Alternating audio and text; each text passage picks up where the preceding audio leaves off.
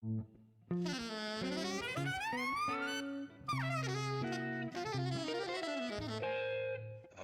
jazz.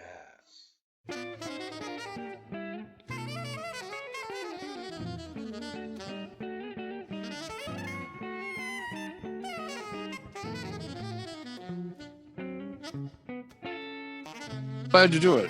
What would you like to know? That's a good one, yeah. No, but you got me in an expansive mood, right? Yeah. No, but I wanted to. I'll jump in. I'll ask you about this one, about "Sing Me Softly of the Blues." Oh, And, okay. You know, you being a band leader, it started quite a long time ago already with that record, which I want to talk about actually. I love that one, the Solar Energy, which is like now. Thank you. That's 40-some years ago. Yeah. But I wanted to ask you about the last one, and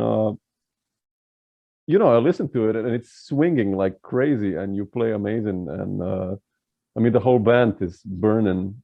And how did this one happen? I mean, how did you select the tunes, by the way? Because it's a beautiful selection, or not. Then it's like Bobby Hutcherson, Solar, like quite a different tunes. Like, how do you approach a trio date like that, you being a band leader? Yeah. Okay, so the trio was John Ballantyne and Evan Gregor. Yeah. Came about, I don't know, less than 10 years ago, but fairly close, maybe 7 or 8 years ago, we came together. We had all played together, but not as a trio. And then Evan and I were hired to do a gig, and it was a friend of ours that had passed away, so we were going to do a performance dedicated to him. He was a trombonist. His name was Rick Chamberlain. So they had a brass choir, and they wanted to do some tunes with the rhythm section. So me and Evan were on it, and they said, well, we need a piano player. And I called Evan, who do you want to play with? He says, I think we should get John Ballantyne. And we played that gig together, and we just hit it off as a trio. Decided, well, this was fun. We got to do this again. And then we just kept doing it whenever we could, and decided that, we would have a group. The guys were into doing it. And we decided we would not have arrangements, that we would just play. We would get a tune list. So now we have a tune list of about 100 tunes, and we just pick from them. Usually I'll let the guys we go have a gig. I'll let the guys just pick the tunes. I said, don't tell me, what you're going to play. It was fun for me, just because I know a lot of tunes, and, and we don't really have arrangements, but we sound like we do. Yeah. But yeah, that was, I'm glad you liked that, because I particularly love that combination. I think they're both wonderful players, and they become even better at playing together. It was a very unique kind of feeling. And John and I play with other people, and Evan and John play with other people. But when the three of us play together, we all feel really good about it. Yeah. And I picked the tunes because I keep a tune list of my own. Whenever I think about a tune that I like, and most of these have been on my list could be anywhere from 60 years to 10 years to last week. Yeah, sure. I'll be reminded of something. So on that record we have Little Beast Poem. Yeah, I love them. It's the first tune that Bobby Hutcherson wrote and recorded, I believe. And Bobby and I were friends since we were teenagers. Oh, really? I didn't know that. We grew up musically together in Los Angeles. Yeah. And it's a great friend, and I miss him tremendously. And I wanted to do that for Bobby. And then the Solar, of course, I've always just liked playing that tune. And so it ends up being 2 takes, because I wanted something on there with a little drum solo. Yeah. A little extended drum solo. And I had 2 takes, and I like the solos, and the way they're take 1 is similar to take 2, but they still, it's like there's some development there. I don't know if anybody gets that, but that's the way I was thinking. Then Ornette, of course, Turnaround. When I was in LA, I met Ornette, and I was still a teenager. I was in high school when I first heard him play. And he literally just opened my ears to another way to hear. And then I got to know him because my sister Jill, who later married Phil Woods, was for fairly short period of time, but significant amount of time, was dating Charlie Hayden. Oh, wow. So Okay. Charlie never had a car. He had some problems, and no, excuse me, never had a car. So one time he called me up and said, I got to rehearse. We're doing a record date with Ornette. We got to rehearse at Don Cherry's house, and I need a ride. So I know you dig the group. So anyway, I drove them to the rehearsal, and they asked me to hang out. So to hang out in Don Cherry's living room, listening to them rehearse the album that came out as was it The Change of This Century? It was the fourth one, including the two contemporary ones. The second Atlantic record, as Ramblin', eventually, and so forth. Oh. And so I'd never met Ornette, but I knew Billy Higgins, and I knew Charlie, and I knew Don a little bit. I was 17, so they weren't paying much attention to me. But Ornette sees me sitting over in the corner and goes, "Hey, man, you like this music, right?" He says, "You're a musician." "Yeah, I play drums, He says, "Well, why don't you come and sit with us, while we rehearse?" So he had me pull my chair up right into, they rehearse in a circle, right? He had me pull the chair up right next to Higgins. Oh, so I sat in the circle while they were rehearsing. And the first time I ever saw somebody start the band without counting off. Ornette would say, "Let's play blah, blah, blah." And then he would go like this, bang, like string quartet, right? Just downbeat, man. And they would come in, whatever the tempo was, And I was like, wow, you could do that? It was like, it's amazing. And they took a break after about an hour, and Don and Billy and Charlie all disappeared. They were gone so fast, it was like they vanished, And Ornette and I are just sitting there, and he goes like, "So, got any cigarettes?" I said, "Yeah, I do." He said, "Well, let's go out on the front porch and have a cigarette." And we went out on the porch and just sat and smoked cigarettes and talked for about a half hour. And I'm 17, mind you, right? And Ornette explained all of his theories of music to me. So I think the other guys had probably heard it many times before. And here I was like fresh blood, So anyway, I hardly ever saw him after that. I saw him a couple of times, and he was always like very, very nice. And when I started playing with Phil Woods, he thought that was great, because he really liked Phil. Phil really liked him too.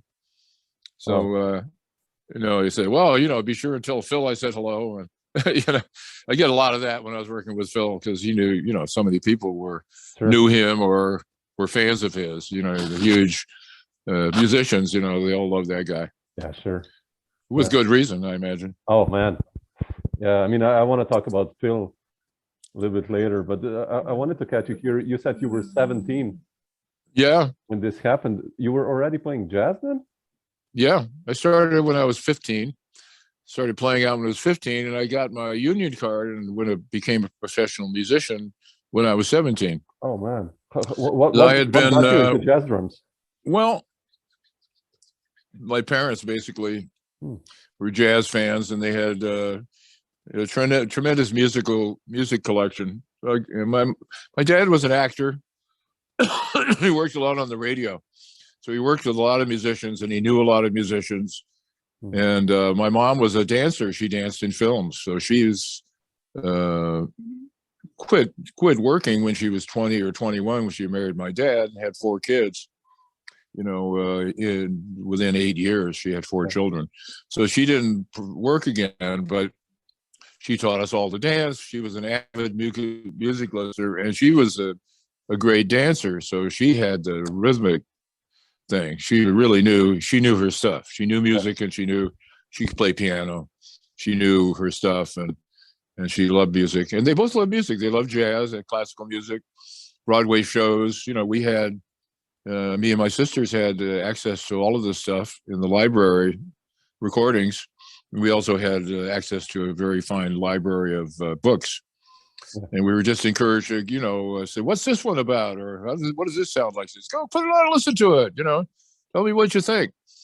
So from a very early age, I mean, I knew who Dizzy Gillespie was when I was about 4, because I found this record they had, and there was a picture of Dizzy on the front with playing the trumpet with his cheeks all blown out.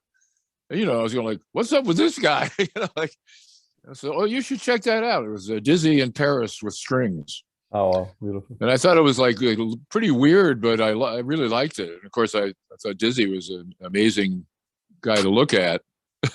Later, of course, I realized what a genius he was, Yeah. musical genius he was. But I really loved the music. I loved the big bands particularly. I was a big fan of Goodman, and Stan Kenton was really my favorite, the big band. But I loved Woody Herman, and I loved the Les Brown band. And my dad worked on the Bob Hope show with Les Brown's band on the radio.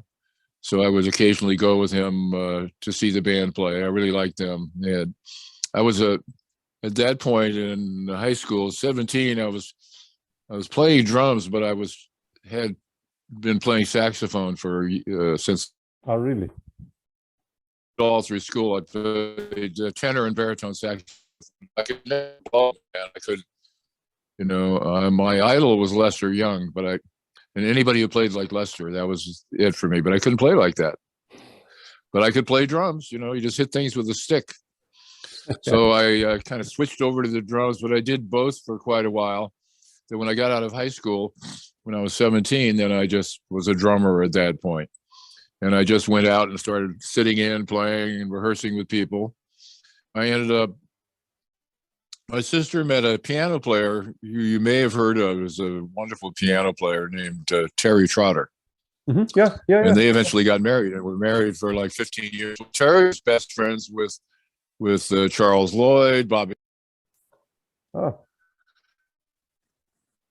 Okay, he was a prodigy. I mean, I'd heard him play with Vibes player Dave Pike when he was about 17.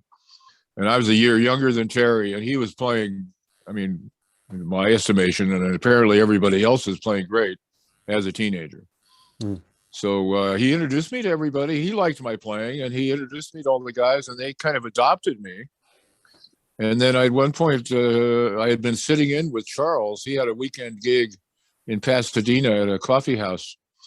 And I was be sitting in with him, and Terry would be playing, and Bobby and Herbie Lewis, and he called me up and said, I've decided I want to use you on the gig. Would you like to do it? I said, oh, that'd be fantastic. So I did the gig for about 6 months. And during that time, I joined the union. That's amazing. And then Charles and I had a little falling out. I think basically I wasn't really ready. I could play good with those guys, but anybody else, I would kind of fall apart. But I think for some reason or other, he decided to replace me. And he replaced me with a drummer who was a year younger than me and played much better than me. His name was Mike Romero, who was a very good friend of mine. I think he died now. I haven't seen him in years. I think he passed away.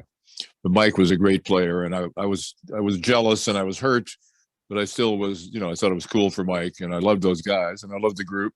And I go see them play all the time, and I stayed friends with everybody. Excuse me. I saw some footage of you from '64 with Art Pepper, and yeah, how did those gigs start coming up then for you? Like, I mean, like mid '60s. One of my favorite guitarists was Gabor Szabo, and I have this record. More Sorcery, and you're playing with this guy. Like how did all these gigs happen for you, like with Gabor and with Art Pepper, and like when did it open up for you? Well, I met Art Pepper when I was still in high school. Wow. He moved, I was living in Palm Springs, California before when my dad passed away when I was 16, and after that we moved back to Los Angeles. But I basically went to high school. Most of high school I was in Palm Springs. And there was a little hotel across my folks had a little motel, and I used to live there because we had a bigger house out of town, and I would like to be in town because there was more happening. I had a lot of friends, and I had a day job. I was working in a restaurant, and I had friends, and we'd get together and jam, and we'd listen to music, and as we started smoking weed, and as we had our little cabal going, And all of a sudden, a friend comes in one night. We're all hanging at a guy's house, and a friend comes in and says, Art Pepper's at the Rossmore. The Rossmore is the hotel right across the street from me. Excuse me, man. I got this cough today for some reason. Spring. Me too. It's like an allergic thing to drag. Anyway, and he's playing at the Rossmore. Now, the Rossmore was a hotel. They had a bar. They had entertainment in the bar. The entertainment was a comedian who played the piano. And the guy knew a million tunes, and he did parodies of the tunes. You know what I mean? Yeah. He did comedic versions of all these tunes, you know. And he played like, he knew tunes and he knew changes, but he played like, that was, every tune was like that. And the owner of the hotel and of the place was an ex-entertainer who played drums. He was a singer who also played drums. So he had like a really funky snare drum and a pair of brushes there. And I knew him. I went in there. There's Art Pepper playing with the piano player. Playing, you know, you'd be so nice to come home. Oh, and so I jumped up. He said, "Hey, can I play with you, Art?" He said, "Yeah, get up here, man. I need all the help I can get." I came and played with him on the snare drum with the funky brushes. And then we started talking and we kind of hit it off. And then he came over to where I lived. And I met my mom and my sisters, and you know, and he was a really nice guy. So we kind of became friends. And then after Dad passed away and we went back to LA, I had his phone number and I just stayed in touch with him. So all through my later teenage years, I would see Art often, and I would, you know, like Charlie, man, I'd drive him around. You know, we would talk about music. I turned him on to some records that he hadn't heard, like Ornette and Coltrane. He was really getting into that thing. I think I traded him 2 Coltranes for 2 Sonny Rollins records, because I was a total, I mean, I love Coltrane, but I was a total Sonny nut, you know. It would be like, you know, still to me is probably the greatest, next to Bird, probably the greatest improviser of all time. Anyway, so that was it. I met Art, and then he said he came to my high school at one point and played with me and my friends. He played an assembly for free.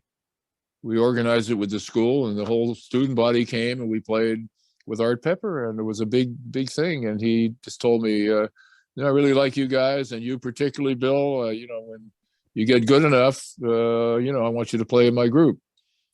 We went back to LA, and he was there for a while. I remember I took him to when he recorded the record with Marty Page, you know, the 10-piece record. Yeah. I was there for that, and I took him there. He introduced me to Lester Koenig, who was the president of Contemporary Records, who became a friend. And these guys were all like mentoring me, you know. Plus, I had met a lot of drummers in LA who, when I was a kid, because I was such a jazz bow, I had met Mel Lewis, I had met Shelly Manne, I had met Stan Levy, and I spent every day I could at the drum store in Hollywood or at the Union, you know, rehearsing or watching people rehearse. And I just met, it's a people thing, man. I just met everybody. Yeah. They all knew where I was coming from, man. I was like the jazz bow kid. And, you know, my dad was very well known. He was, I would say, a famous guy. He was on the radio. And I guess they all were impressed by that in some way. It was easy to remember that I was his son, you know. Yeah. Of course, you know, some people still remember now, but he died in 1958. So, you know, it's been a long time. Yeah. But he was a very well-known, and the musicians all knew him. I found out later on as an adult, I became friends with a lot of his friends. And found out that they were a real bunch of party animals. These guys were rounders, you know. They were out on the scene. You know, the musicians all knew him because he was, you know, out in the alley smoking pot with them. You know, so I didn't know that when I was a kid, but you know. Oh, cool. So anyway, that was it. I just met everybody and I went everywhere, and it was literally when I was in my 20s, people would call me up if they wanted to know what was going on in town. Oh, cool. You know, because I was known as the bebop Walter Winchell, who was like the gossip columnist. I was like, you know, the jazz newspaper. I had all these nicknames, you know, for people, because I knew what was going on. I knew all the records that were coming out. I knew whoever was playing in town, who was in the band. Went to see everybody play as soon as I could, as soon as they let me in places. And because I was a big guy, and I looked older than I was. I could get in places. They'd had age rules in most of the bars in LA, but I could get in. And then after a while, they knew who I was, and they'd let me in because they didn't care that I was too young, because they knew I was, I was there for a reason. I wasn't just trying to, drink or something, Sure. So I was drinking. Sure. That's amazing. Wow. But I got to, because of my friendship with Art Pepper, I got to go see Miles the first time, because his wife at that time, Diane, was a cocktail waitress at the club in Hollywood that Miles was playing, with the band with Cannonball and Coltrane. Oh wow! Wynn Kelly, Paul Chambers, and Jimmy Cobb, right after Kind of Blue came out. Oh, seriously. So 1959. How did they sound? That was amazing, right? What do you think? Yeah, I mean, stupid question, but I mean. No, it's not stupid at all. We'll tell you that they played 2 tunes a set. The set's for an hour, and they played 2 tunes a set. Ooh, man. Oh man. And it was killing, man. And Coltrane I went early, because that was the condition of me being able to go to this bar. Diane set it up for me. She said, you can come and sit at the bar, drink Cokes or soda. Don't try to drink any alcohol. You have to come early, take me to work, and then take me home later. I said, cool, no problem. So I went early. Coltrane's already there, warm. He's practicing in the dressing room. Man. Well, I asked the bartender. I said, that's Coltrane, right? I could hear him, I said, yeah, he comes in every day around 5 and practices. The gig starts at 9. He practices up until the gig, then he plays, and then after the gig, he practices until we throw him out. And that was the deal. And he played 20 minutes on every tune. Besides, that's incredible. That's amazing. So that was kind of it. I was just the guy on the scene. I met everybody, and every drummer, every musician who came to Los Angeles, I'd go see them play. When Shelly Manne opened his club, I was the second or third person in the door. I think that was in 1959 or 60, right around that same time. Still a teenager. And Shelly became like a surrogate father to me.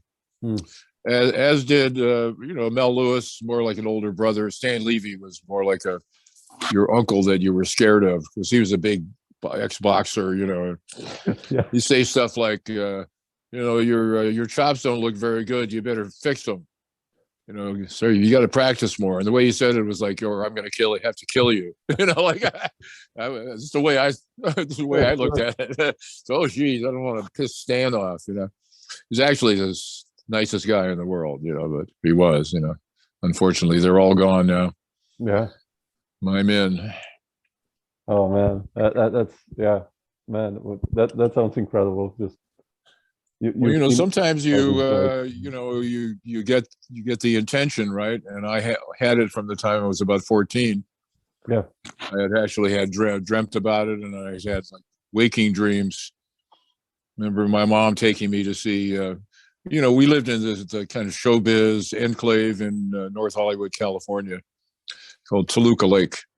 A lot of actors and musicians and people in the business lived there, and among them were Frank Sinatra and William Holden and Dana Andrews, Gordon and Sheila McRae, Bing Crosby. They were our neighbors. So I knew all of them.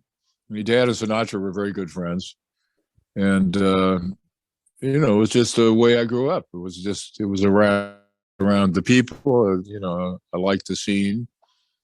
And I loved the music, and it just seemed very natural to get in there. But I had this vision of when I went to see Frank. We went to see Frank and The Man with the Golden Arm. You know the movie? Yeah, sure. He's a car dealer who's a heroin addict. Gets busted. He goes to jail, and while he's in jail, he gets clean, and he decides he wants to play drums. So he learns to play drums, and when he gets out, goes back to his old neighborhood, and they're trying to get him back into being a heroin addict and dealing cards, because he's like really card sharp. But there's a scene in it, every great West Coast musician that I loved that had played with Stan Kenton, they were all in this movie with Shorty Rogers, Frank Rossellino, Bob Cooper, Bud Shank. I don't think Art was probably in jail at that time, so I don't think he was in there. But it was like Shelly Man, Yeah. you know. So I went to the movie. I knew all these guys in the music sequences, and I had this vision of me becoming a drummer and playing with the great musicians and touring all over the world. It was just like an epiphany. And I was about 13 when that happened. So just from that point on, there was no question in my mind what I wanted to do. Yeah. When was the first tour? So that's pretty much it. And yeah. When did you do the first tour? First time I actually like you went to Europe. Let's say, when was that for the first time for you? Oh, well, I didn't go to Europe until 1969. That was when I was with Gary Burton. Oh, with Gary. Okay. The year before I worked with Gary, I moved to New York in '69 to work with Gary. And up to that point, I had started touring in '63. I would take like anything to get me out of town and get me on the road because I wanted to see the world, you know. So I started with the United States. I went on the road with a kind of lounge singer, R&B singer, one of the fabulous Treniers, Milton Trenier. Had are you familiar with the Treniers? The very famous lounge act. No. Akin to Louis Jordan and the Timpani Five, or Earl Bostic, Steve Gibson and the Red Caps. You know, they were black acts that appealed to all kinds of audiences. They used to call them salt and pepper places because white people and black people could intermingle without too much reprisal. So Milt broke up. His brothers had the group, the Treniers, and he broke that up to go solo. And I got hired by him to play with the trio. He had a trio and him. And we went on the road for a year to Miami first, then Chicago, then back to Miami, and then back to Chicago, then to Milwaukee, then to Omaha. And then we got up to New York, and then we went up to Boston. And eventually it was about 11 months had passed, and we were driving. So we drove back to LA, and I continued there. So at the end of '63, beginning of '63, I was out with Milt. At the end of '63, November, was it back in LA. And immediately when I got back to LA, it was like everybody had been waiting for me to get back. Those things started happening, you know, really, really fast. So I was 21 at that point, about to be 22. My birthday's in January. So, you know, I got back, and I had a friend lived in LA. He was a great piano player. And he and Herbie Lewis, who's my real great pal, the bass player, worked together a lot. And, you know, I'd go to see them play. Remember, they were playing with Sonny Stitt at a club, a black club. And I went in, I was digging the band, and the drummer wasn't that great. They didn't like him that much. So Herbie goes up to Sonny Stitt. He says, "Hey, Sonny, man, my friend there, Bill Goodwin, man, he plays much better than this guy. Why don't you let him sit in?" I'm going like, "Herbie," you know, like, So anyway, he says, "Come on up, man." So I'm like, "Oh, shit." You know, Sonny's extremely picky, right? So I was a little scared. Yeah, but then he calls off, you know, something pretty fast. I could always play fast. You know, it was never a problem for me. And I'd already been working with good musicians in LA. I had been in Terry Gibbs' band. I had been in Bud Shake's band, you know, before I went on the road with Milt and all of that. So I had played with a lot of great players already. And I knew a lot of players. So, you know, I was pretty well established by the time I was 19. So Herbie gets me up there with Sonny Stitt and played a couple of tunes, played something real fast, and Sonny turned around and told me I was okay. It was like a big, all right, big compliment, yeah. Well, it was, you know, because sure. you know, he was very hard on people, you know, and of course the other drummer hated me ever after that. But he went into stopped drumming and became a music executive at Motown and probably made a fortune, which I didn't. But anyway, yeah, LA was great, man. I had a very, very competitive, a lot of great musicians. They're still somewhat segregated, started to change.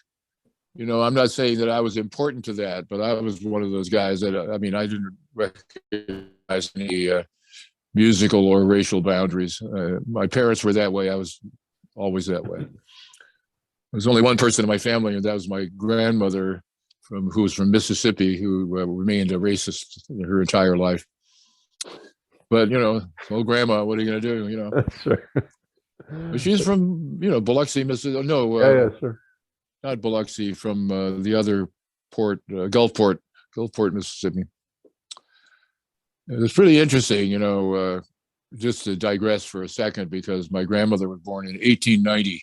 Wow. In the South. Yeah. And you think about what happened between 1890 and 1982 when she died. She was 92, 93, right? Yep. What, like radio, television, airplanes, I mean, just so many changes. And she was, not really down with much of it.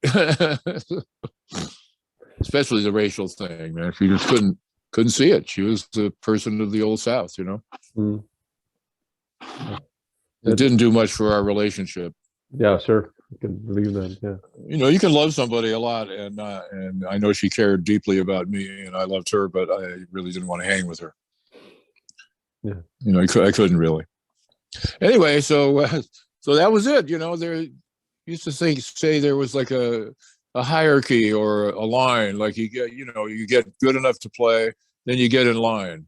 Yeah. One guy's ahead of you, then he goes on to the better gig, or in LA the trajectory was toward working with better gigs and going on the road and all that, playing with acts, playing jazz when you could for fun, or jamming with your friends, but trying to get into the studios and then recording. I didn't want to do that. Didn't think I had started to do it somewhat. Some of my friends were getting into it and they wanted me to do it too. I was reticent, to say the least. And I didn't think I was very good at it.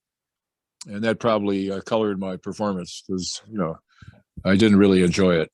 Yeah. And the way the part of the business worked, it was really cutthroat. I didn't like that. I liked hanging with the jazz guys, and I liked traveling. Yeah. So that's essentially what I did from the early 60s on. And then when I was home, I was playing with people like Leroy Vinegar and Art Pepper and Paul Horn Quintet. And Gabor had been, Charles Lloyd had moved into Chico Hamilton's band, and he'd gotten Gabor in the band because they were a team. Yeah. And then when Charles moved to New York, but Gabor stayed in LA. So when he wasn't on the road, he would come back and I would play in his group in LA. He had a group with Anthony Ortega, he's a great alto player, and Albert Stinson, and myself. That was Gabor's quartet in LA, and we did gigs together. Oh, then in '67, I went out on the road with him for a summer. It was a different kind of music. I didn't really enjoy it that much. And there were some problems with that too, with his behavior. He was a nice guy and everything, but he had a real problem. But anyway, I got to go to the Newport Festival the first time, with Gabor, and I, got to play in New York. Yeah. Got to play in, Chicago. Got to play in all the places. So, I was where I wanted to be. I wanted to be on the scene, and I was on the scene. Yeah. And I had already spent time in Chicago, so when I went back there, I knew all these people, and I'd be there. They'd be sitting in and going to jam sessions, and it was my thing. I've always done that. Now I'm 80 years old. I don't get out as much as I used to, but I live in a jazz club, so and they have music on the weekends, so I can go down and play if I want to, and I play there every Thursday night. The Deerhead Inn. Wow! Ah, wow! Okay, wow! That's so cool. That's amazing. It is. It's great. I wanted to ask you, Bill. Like you mentioned Gary Burton before. Like, how did that story with him begin? Well, I had been following Gary's group from the beginning. I knew Gary's from his playing when he was with George Shearing, and then he made interesting records with Stan Getz, and it's just an interesting musician that he formed his group, and they came out to LA. They used to record in LA and studio record. They recorded RCA Victor, and they just got to be friends of mine. I'd go see them play, and we would hang out. I got to be friends with Gary and Steve Swallow and Larry Coryell. I had already met when I was playing in Seattle with the singer Joe Williams in the mid '60s, and I met Larry Coryell, who was like had a crew cut and was going to go to Yale to study journalism. Next time I saw him was in New York, and he had like hair down here and was like a blues guitar player. He played really good, even with the crew cut in Seattle. But it was like, wow, man, what happened to you? And he was with Gary's group, and they were creating this new kind of genre of jazz rock, or whatever you want to call it. They were among the first, 3 or 4 or 6, 5, jazz rock bands. Okay. Yeah.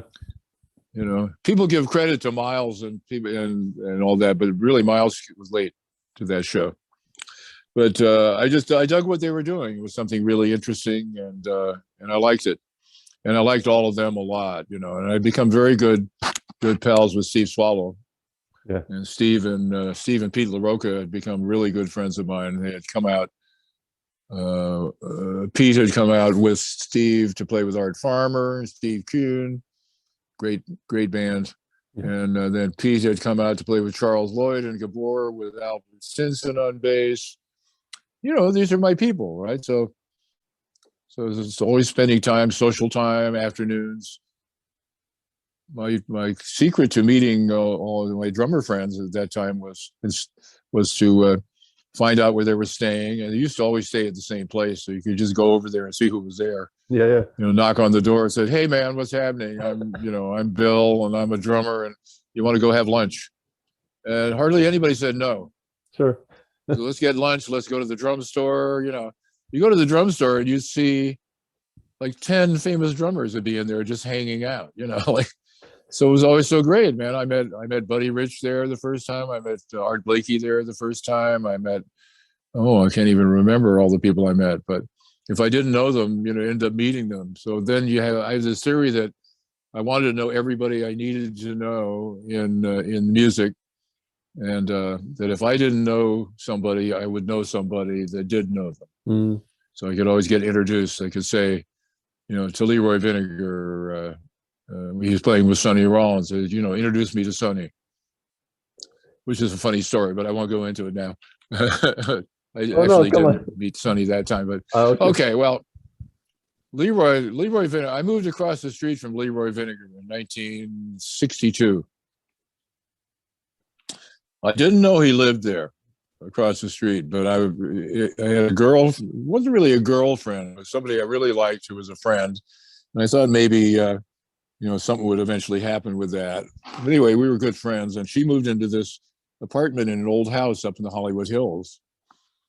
And she said, there's an open place. Why don't you move in next door to me? So I said, great. So I moved up there into the hills, and I had this apartment there. And I find out, somebody tells me, Leroy Vinegar lives over there across the street. I said, no kidding. I'd been playing along with Leroy on records for years. He was one of the guys I learned to play with by listening to him on records, especially the Shelly Man records, Shelly Man and his Men. Yeah. And I just loved his playing. And so he came up to me. Oh, and Les McCann lived next door to Leroy. Oh, wow. Oh, man. I already knew Les because he had recently, within a couple of years, become very well known. But he was, when I first met him when we were teenagers, he was just a guy, just a swinging piano player, played the blues.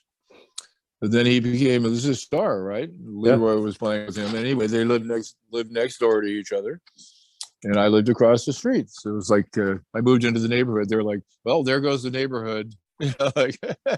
But Leroy introduced himself to me backstage at Shelley's Manhole one night. Said, and I didn't know him. I'd never met him. He just came up to me and said, "Hey, man, I hear you moved across the street." I said, "Yeah, I did." He said, "Why don't you come over tomorrow for breakfast?" I said, "That'd be great." He says, "Give me your number. I'll call you." Well, I gave him my number, and I went out and forgot about it, kind of went out and did my thing, which involved staying up all night, hanging out with my friends at the coffee shop, and then going to somebody's house to practice till the sun came up. Now I get home and I'm getting in bed. I just fell asleep. It's about 7 in the morning, and about 8 in the morning, the phone rings. And I pick up the phone. Yes, it's Leroy. He says, "Hey man, I didn't wake you up, did I?" And I lied, of course. "Oh no, I've been up for an hour. Been asleep for an hour. Like no problem." So, "Well, come on over. I'm making some eggs. I'm making some coffee." So anyway, I went over, became friends with Leroy. We became like really good friends. And eventually, 1964, I was played with his group, and I was also playing with Art Pepper. But Wow. Art was going in and out of jail, so we didn't have a regular schedule with Art. But we played a lot with Leroy, Mike Melvoin on piano, who was a guy that I had played with for a couple of years already. Gary Peacock was our bass player, Wow. and then Gary moved to New York to join the Out to Lunch bunch. And Mike and I started playing. Mike started playing with Leroy, and then they got me on the gig, and we played trio together for a couple of years. I made my first recording. First studio recording was with Leroy and Mike. Leroy. Oh, really? Yeah. Oh, wow. 1964. Oh, wow. Anyway, I know I'm going around, but a lot was happening. No, so, sure. I was covering as much as I could, man. I was like a young single guy with, and I just wanted to play, work, and hang out, hear jazz and jam. I didn't need to sleep that much, obviously. So Leroy was playing with Sonny Rollins at Shelley's Manhole, and playing trio. The drummer Beefy Harris on drums, and Leroy on bass, and Sonny. So I went in. I was working, but I went in and caught the last couple of tunes one night. And it was Christmas time. Sonny played an entire medley of Christmas carols. Oh, wow. Okay. Like a medley, just going from tune to tune. And then he started playing what turned out to be a recapitulation of every tune that he had played that night. And I checked with Leroy. I said, "So that last thing you guys did, that was like every tune you played tonight, right?" Because he was going from, There'll Never Be Another You to Lush Life to, No Greater Love. It's just... And he'd be doing a little bit of each of them at the end of the night, And he played "Show Me the Way to Go Home" or something like that, and that was it. So I was like, "Wow, that's Sonny, man! So great. I really loved him." So I said, "I really, I love Sonny, man." He says, "You introduce me to him." Leroy says, "He's in the back, man. He's a really nice guy. He'd love to meet you. Just go back and introduce yourself." So I go back behind the stage, and the lights were very dim. There's this yellow emergency light over the dressing room door, and the lights were off in the dressing room. The yellow light. Sonny had a shaved head. It looked like he was glowing in the dark. And I had smoked a lot of pot before I got there, so I was pretty high. And I walked up to say hello to Sonny, and he's like standing there glowing in the dark. I was like, I couldn't speak. So I doubled back. He didn't even notice me, I don't think, at all. I went back and Leroy said, "Hey, did you meet Sonny?" I said, "No, man. He was glowing in the dark." He said, "Okay." He said, "Whatever you're smoking, I want some of that now." And so I didn't meet Sonny until a few years later, maybe 5 or 6 years later, and I was playing in Pittsburgh with Mose Allison, and Sonny was there, and I introduced myself to him. He didn't remember the glowing in the dark thing, but he was very nice. Did you ever play with Sonny also later, or? Unfortunately, no. Oh, okay. It was the one gig, or one of the only gigs that I ever wanted that I didn't get. Well, there were a bunch, really, but I prepared to play with him. I prepared to play with Bill Evans. I prepared to play with Horace Silver. I prepared to play with Oscar Peterson Trio. Prepared to play with the Modern Jazz Quartet. Small chance, but you never know. I learned Cannonball. I learned everybody's music, and I met most of these people, the musicians in these groups. And I did get to work with Bill Evans, and I did. Horace Silver did call me to play in his group. But by then, I was already playing with Phil. I couldn't do either of those gigs. I couldn't do either of them, And nobody even remembers that I played with Bill when I played with him for 2 weeks. They offered me the gig, but I had to turn it down. I had graduated into George Shearing's group, and 1968 or the end of '67, I'd been on the road with Gabor. And he came back, and that was a funny story because I decided that I really didn't enjoy playing with Gabor. The music was not, really what I wanted to do.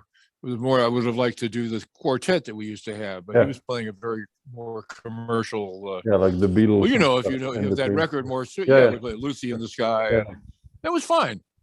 And the band was all these Hungarian bass player, and they were like, I'm like a very left wing character, and they were not. So we got along musically fine. Yeah. But eventually we got back to LA, and I was looking for Gabor, and I couldn't find it. I was going to quit, right? So I'm at my brother-in-law's house, at Terry Trotter's house, and the phone rings. And Terry says, it's Gabor. So I pick up the phone and says, how'd you track me down here? He says, oh, somebody told me you were visiting Terry. So good. So how you doing? He says, well, sorry, man, but I got to let you go. I said, you can't fire me. I quit. And then we started laughing, So we stayed friends. He told me he didn't think I felt the more exotic music that he was playing, that I didn't feel it quite as well as, Marty Morell or whoever was, playing with him. Later, yeah. And I agreed. And then I moved very closely. Soon after that, I moved into George Shearing's group. And did a year on the road with George. And while I was with George, I just happened to be home around the holidays, Thanksgiving, and the phone rang, and it was Gary Burton asking me if I would be interested in auditioning for his group, and if he hired me, would I move to New York and then play with his group. Said that he and Steve Swallow had needed Roy Haynes was leaving the group. Yeah. And he said they were talking about drummers, and they hit on me, and they couldn't. They thought I would be good for it, except they couldn't remember exactly how I played.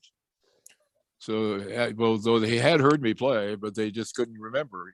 Really, I played with a lot of different people, so who knows what they remember hearing me doing, right? So, I would say I was pretty prominent on the LA scene at that point. So, but not so much in New York. Though I had been in New York and played with people in New York and knew a lot of people in New York. Yeah. Anyway, so Gary had me come back and audition. And went to his house, and Swallow came over, and we played one tune. We played Falling Grace. Oh yeah, I love that one. Steve's tune. Yeah. That was my audition tune. Oh, yes. And the thing is that I had never heard the tune before at that point. Oh wow. I had never heard it. And so we played the tune. I have a very good ear, and I don't have perfect pitch, but I have a very good memory, and I have a good ear, and I cannot tell you what the notes are, but I can tell the difference, and I can follow cadence, and I can learn complicated music, and I'm a pretty good sight reader as well. I didn't have to read that, but I heard the tune and I played it. And afterwards, Gary says, so Bill, you know that tune, right? I said, Gary, I'm honestly never heard it before in my life. He goes, you're hired. You start in January. So I had a month to go home and get it together and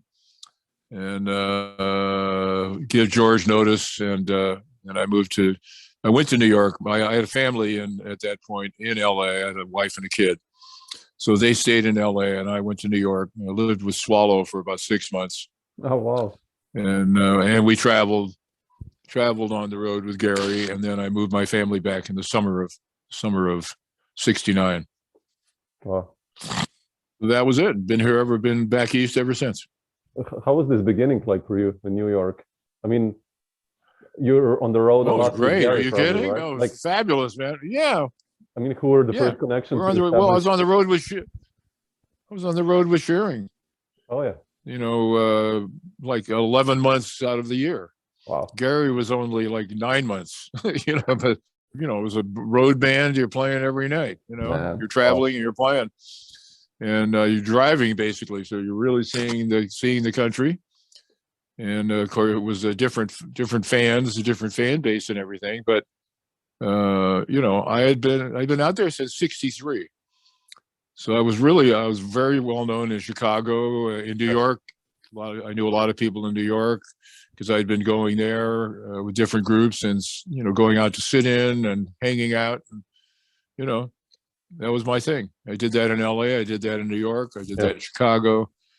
We did that everywhere I was. So, at one point, maybe around that time, I probably could have gone to Chicago, just moved there. Could have gone to New Orleans. I could have gone to St. Louis. Could have gone to, New York, San Francisco, Seattle.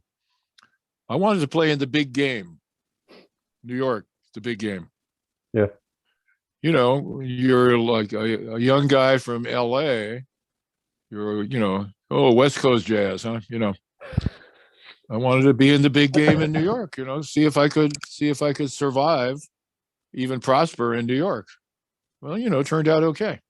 It did. Oh man. I mean, yeah. But I went to play with Gary, played with Gary for 3 years, and then he broke up the group. And our work dried up, and he went to Berkeley to teach, and eventually became the dean of curriculum there. Like second in command at Berkeley. He asked me to move up there and teach at Berkeley in that 71 or 72. But I had moved out here to Pennsylvania, and I had rented a farmhouse, and my wife and I were working on having another kid, and I didn't want to move to Boston. I had just moved. I had moved to New York, and then a year later moved to Pennsylvania. And that was because I came to visit my friend Bob DeRoe, a great singer-songwriter. Mm-hmm. Bob had invited me to visit him in the Poconos, and my family came out to visit Bob. He had a daughter the exact same age as my daughter. They're still best friends. Oh, wow. And my first wife and his wife became best friends, and Bob's like my brother. I mean, really close person to me. And I didn't want to go to Boston. So anyway, and all our work, what happened was our work dried up. We played festivals and we played clubs, but we played a lot of colleges. Yeah, sure. And at that time, rock was ascendant, and rock became known as like an art music. So instead of 5 jazz concerts at $5,000 a piece, they'd have one concert, $25,000, homecoming or something, Sly and the Family Stone. So there went our one, Yeah. And that was it, and we couldn't really survive. And see, Gary was pretty proud of what he'd achieved, and I think he wanted a break, So anyway, we all scattered, but we stayed in touch. I was able to later on have Swallow play on that record, on the Solar Energy, and so fun. I just got a text from Scofield today. Oh, really? Yeah. So that's kind of it up until the 70s, and then I just did freelance after Gary broke up the group. I played with a lot of people. Played with Stan Getz for a while, and I played for quite a while with Jerry Mulligan. All kinds of different gigs with Jerry, from big band to quartet. Stan was a quartet. I played with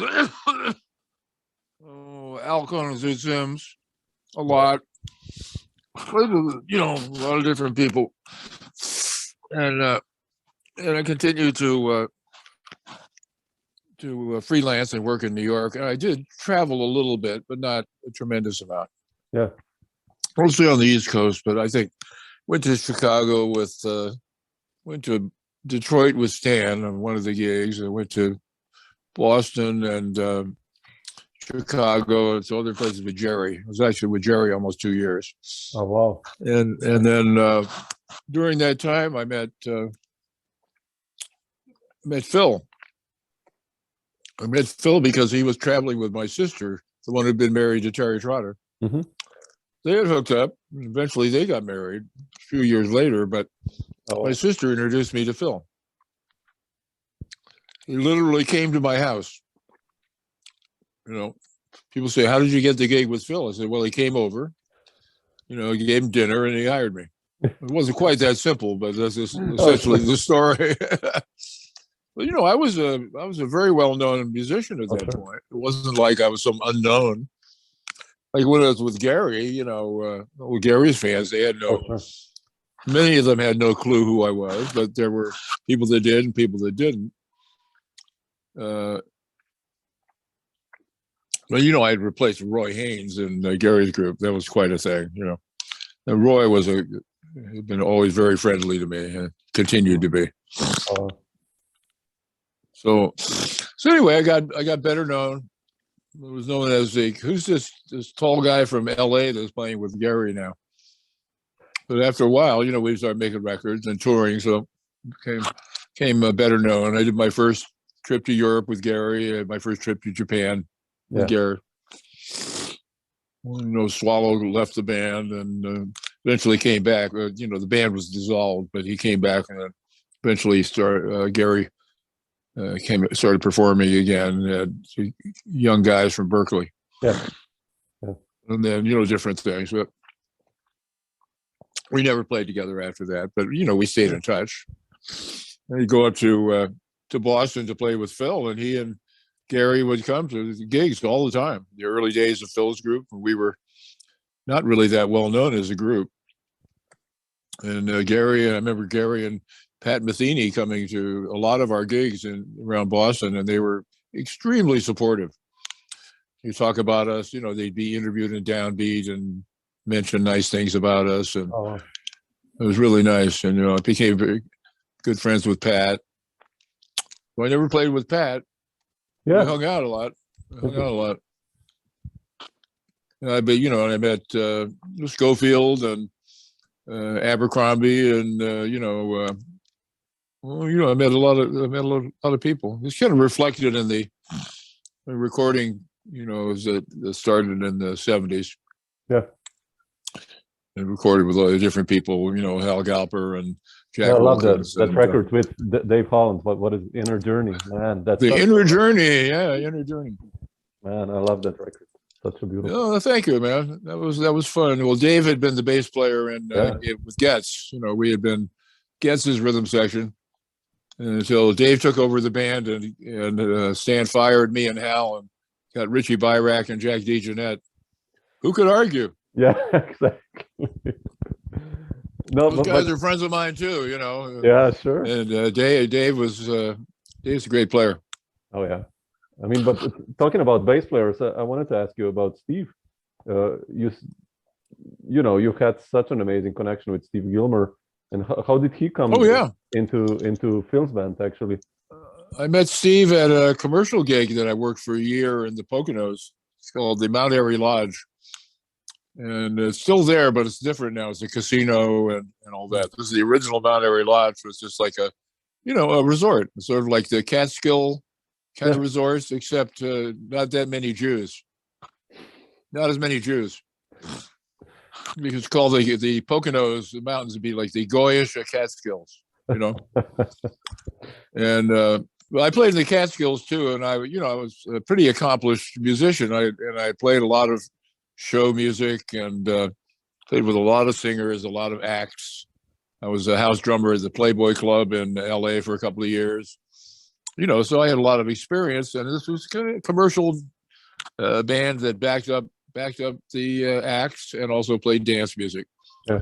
And Steve was the bass player. I didn't know Steve at all, but he was. He had grown up around New Hope, Pennsylvania, and then he used to play at the Mount Airy Lodge before I moved to Pennsylvania, and then he went back to Florida, where he was living in Miami and was working with Ira Sullivan and those guys in Miami, and was very busy there. A very good bass player. And I didn't know him at all. Then we played this show gig together, and we started jamming together, and we just hit it off immediately. Yeah. I started getting him on everything that I was called to do. I say, if you don't have a bass player, you should get this guy, Steve Gilmore. So when we first met Phil actually played with me and Steve at my house, because Steve and I were having a jam. The friend of ours from Miami who came out to visit Steve, named Vince Maggio. Vince just passed away. He was a wonderful piano player. He taught at the university in Miami for years. Really good piano player from Chicago originally. So I knew him from Chicago and then Miami. He and Steve became, it's like this network, right? Yeah. They started playing together. Then they both knew So Steve knew about me. He didn't know me personally, but then we met, we hit it off. So Vince was in town. We're playing at my place, and Phil was staying with me, and so he was out getting gas or something, and then his horn was there though because he'd been practicing, and he came in, and we were playing like 7 Steps to Heaven or something, and Phil grabs his horn, man, started playing some choruses, man, and it was great. So after we played some more, and then, he's living at my house, so I would see him all the time, obviously. So then around February of 74, so this was in the fall of 73, around February of 74, Phil and I were both in New York, and I was doing some recording. It could have been some commercial recording. It could have been, I was first call drummer on the Schoolhouse Rock series. Started with Multiplication back in the early 70s. I don't know if you know about that. That was Bob DeRoe's baby. He produced all of that, and he wrote a lot of the tunes. So we had a regular band, a studio band that did those dates, and I was in it. So I was hanging out after whatever I was doing. I was hanging out at the bar of the new Half Note, which was up not in the Village anymore. It was up in the 54th Street. Phil had been in town doing a record with Jackie Byard and Alan Dawson and Richard Davis. Musique du Bois. He comes in and having a beer together at the bar, and said, "How'd the date go?" He said, "It was okay. Those guys played great and everything." I didn't feel like real comfortable. They didn't seem to be picking up on what I'm doing now so quickly. And says, "I really like, playing with you and Steve. Why don't we get a group? You, me, and Steve. And do you know any piano players?" So I thought of Mike Melillo, who nobody really knew, but Mike was very well known among the musicians. But Phil didn't really know him. But Steve and I had been playing with Mike a little bit. We considered him more of a free player than anything else, but he's a great bebopper. Come to find out. And so we got together a rehearsal with Phil in February of 74, and that was it. We went from there. Took about a year for us to get start, really picking up. And then we started going to Europe, and we started, making some records and stuff like that. I think the Showboat record in 76 is probably the one that really blew it open for us professionally. That was a Grammy winner, and like a record of the year in Time magazine, stuff like that. Yeah, incredible. You basically played together for what, 30 years, right? 40, over 40, actually 41, essentially. That's there wasn't much. The last few years was less and less. By the last year, the year Phil died, which was 2015, we really didn't have many. We had a couple of weeks, but we did do a record. We did actually Live at the Deerhead record for the Deerhead label, which was something that I helped found, a few years ago. Recorded the Deerhead. I only got about 10 titles on there, but there's some good records. And that was one I'm glad to be able to do that, because that was kind of the origin, in a way, the other origin of the group was we all, would go to the Deerhead and sit in. So the great piano player who has the house gig there named Johnny Coast Jr., the guy from Philly, Trenton, New Jersey. He was brilliant piano player, almost completely unknown most of his life, but just fantastic. Everybody wanted to go play with Johnny. I mean, Keith Jarrett and I used to go and take our drums. Keith plays good drums, so we would go and take turns sitting in with Johnny, and it was a lot of fun. Good hanging out there in the early 70s. So that was that. And while I was with Phil, I did other things too. I was in the National Jazz Ensembles, directed by Chuck Israels. It's the big first jazz repertory band. Yeah. And we did some touring with that, and we made some records with that. And also, playing with Mulligan. I was playing with Mulligan and Phil at the same time. Yeah, Sometimes I'd be in a club with one or the other, and then go stay in the same club to play with the next guy. man. A lot of that for a while until I stopped playing with Jerry. And Phil's group just got busier and busier until by the 80s, we were really busy. We were going to Europe 4 times a year and going to Japan every 2 years. And I was, pursuing the other stuff when I could, the recording sessions and so forth. It was like a different kind of scene being on the scene in New York than in LA. It was much more my style. Yeah. I don't really love this. I don't really love the city. I like living in the country. Yeah. But the city, I have no complaints really. It's just I don't really like LA. I don't really like New York. But I like playing. I like playing there. Just don't want to live there. Sure. Yeah, sure. I know what you mean. But how did solar energy going to happen? Oh, I gotten interested in producing. And a guy who owned this record company was a friend of mine, and I had been, presenting stuff to this label was based right across the street from the Deerhead Inn, called Omnisound Jazz, and the people that ran it at that time were not giving me the time of day. But then a friend of mine took over the company, and he was interested in giving me a chance to produce. So he actually hired me to do like four records for the label. Okay. And one of them was my own record, which I had already started recording. I had half of it done. The half was Swallow and Scofield trio. Yeah. So he said, "We'll finish the record and then give me some budgets for like 3 more, and then we'll see what happens." So that's how I got into, really got into that. So I'd been fooling around with it with my friends in New York. We were, getting free studio time and going in and recording and doing stuff, but nothing had been released. So I got a chance to do that around the same time. Phil Woods had a falling out with his producer manager, and Norman Schwartz. So I volunteered, and the guys were a little leery about it. So,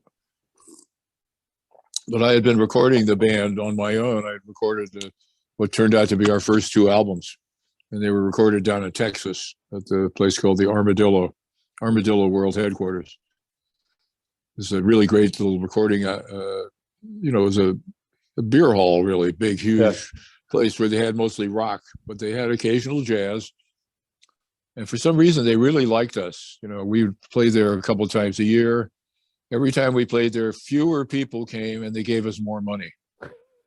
Okay. So that's the kind of thing, man. We loved playing there. They were just the greatest people, and they recorded the band at my behest. I think they paid them like, $10 an hour plus the cost of tape or something, And I had like several hours of recording. Excuse me.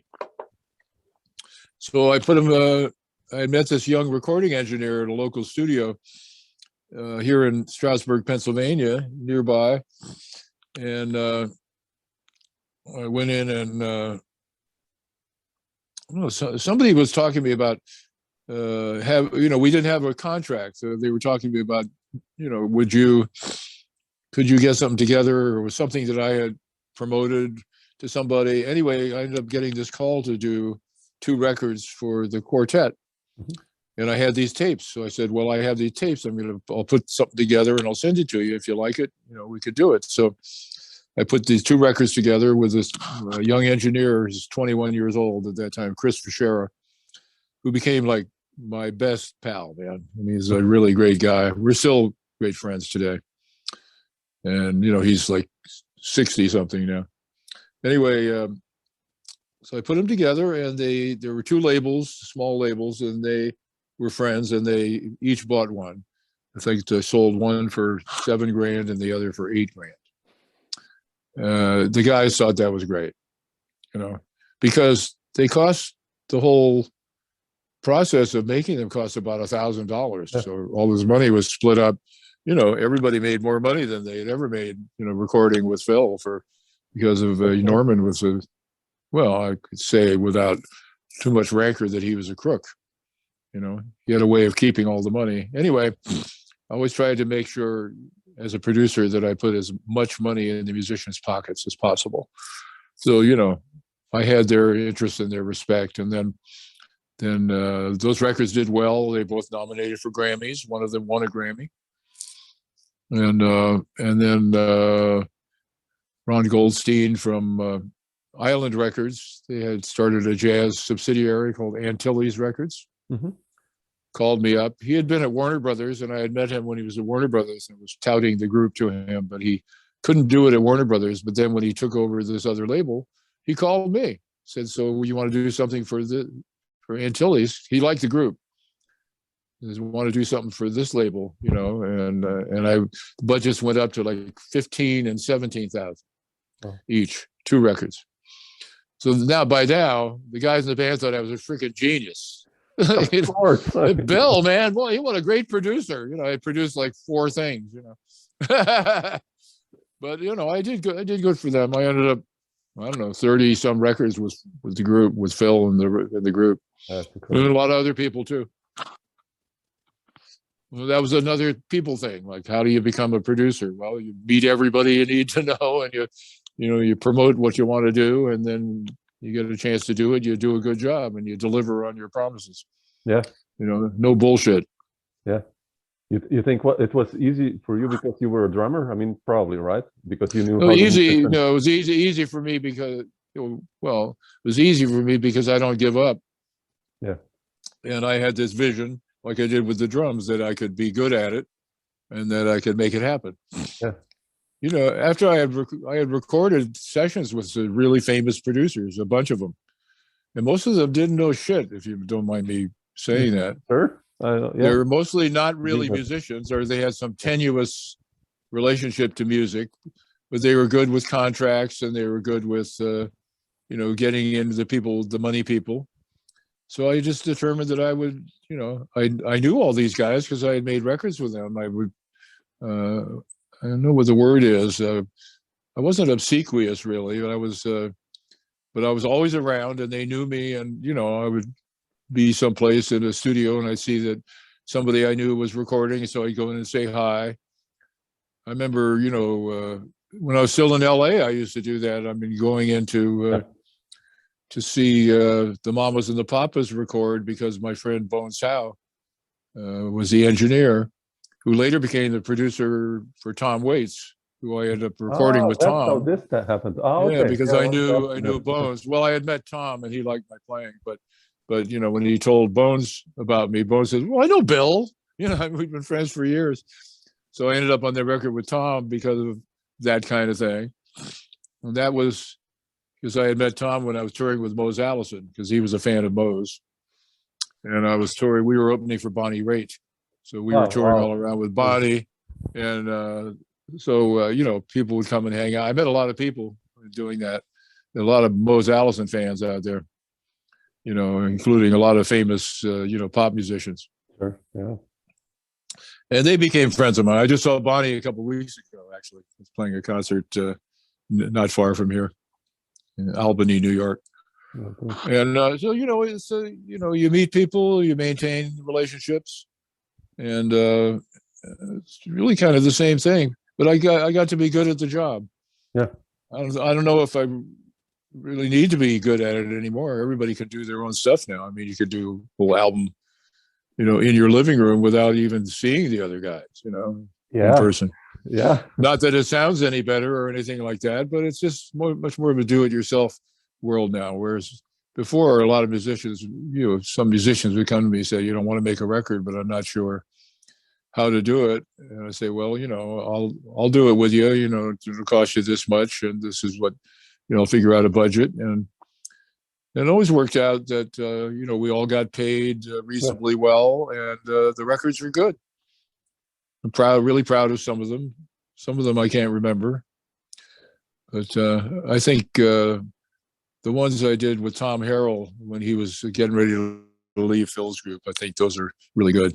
And I did quite a few with Tom, like 6 or 7, something like that. That's the early 90s ones, right? Late Marley. 80s, early 90s. Yeah. There was a contemporary Yeah. I love that records, stuff. and then there Sail were Away a and couple all that. for Chesky. Yes. Oh, I love those. And Stories, Form. Sail Away, and Yeah, I Form. love that. Yeah. I love those records. Yeah, like Thanks, man. one I has do full motion too. and Charlie Hayden, right, in drums. Yeah, I think. Yeah, that was Form. Form. Yeah, that was the one, Danilo Perez, yeah. who I didn't know at all, but Tom said, "Hey, you got to hear this piano player." He said, "I want to use him on my next record." I said, "Who is this guy?" I said, "Well, he's a young guy from Panama. He's like 20 years old. Yeah, he's already playing with Dizzy." I said, "Oh, okay." so he came to rehearse, and Paul and Charlie were like, "Who's this piano player? We never heard of him." Blah, blah. Within like 8 bars, they were like picking out furniture. They just fell in love, and of course, he's marvelous. Yeah. Danilo. So yeah, and he was on some of the later ones with Paul and Peter Washington. There's a couple on Chesky records.